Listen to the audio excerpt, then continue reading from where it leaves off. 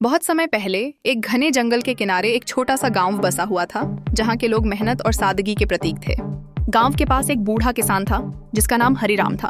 उसके पास बहुत जमीन नहीं थी, लेकिन हरिराम अपनी फसलों को प्यार और समर्पण से उगाता था, जैसे कि वो उसके अपने बच्चे हों। एक दिन हरिराम ने सोच लिया कि अदरक उगाने की कोशिश करेगा।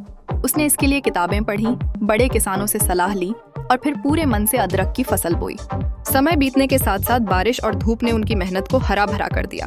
हरिराम अदरक के खेत में रोज जाता, मिट्टी की नमी की जांच करता और पौधों से बातें करता।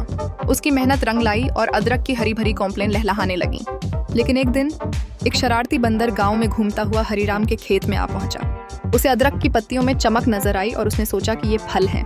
वह इधर उधर कूदते हुए एक पौधा उखाड़ने लगा। जैसे ही उसने अदरक को मुंह में रखा, उसका मुंह जलने लगा।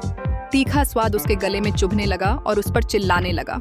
बंदर जल्दी से पानी की तलाश में भागा, यह सोचकर कि उसकी मुंह की गर्मी कम हो जाएगी।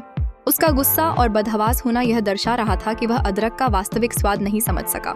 उस गुस्से में उसने और भी कुछ पौधे उखाड़ डाले, जिससे हरिराम के खेत को बहुत नुकसान पहुंचा। तभी हरिराम वहां पहुंचा और उसने देखा कि उसका खूबसूरत खेत बर्बाद हो रहा है। उसने डंडा उठाया और बंदर को खेत से भगा दिया, लेकिन तब तक काफी क्षति हो चुकी थी। हरिराम दुखी होकर भी मुस्कुरा रहा था। गांव के कुछ लोग हैरान थे और उन्होंने उससे पूछा, आप इतना नुकसान देखकर भी मुस्कुरा रहे हैं? हरिराम ने जवाब दिया, बंदर क्या जाने अदरक का स्वाद। पर यह एक महत्वपूर्ण सीख थी। हरिराम का यह कहना था कि जो मेहनत नहीं करता वह कभी किसी चीज की वास्तविक कीमत नहीं समझ सकता। उस बंदर ने सिर्फ एक दिखाई देने वाली चीज को देखा, लेकिन उसके अंदर की गहराई को नहीं समझा।